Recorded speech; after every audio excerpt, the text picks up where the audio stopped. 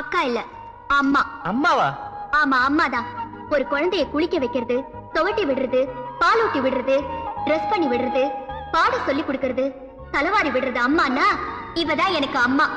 Cycle ஓட்ட கத்து கொடுக்கறது, சரியா பாடம் படிக்கலன்னா கண்டிக்கிறது, ஒழுங்கா ஸ்கூலுக்கு அனுப்புறது அப்பானா இவதான் எனக்கு அப்பா.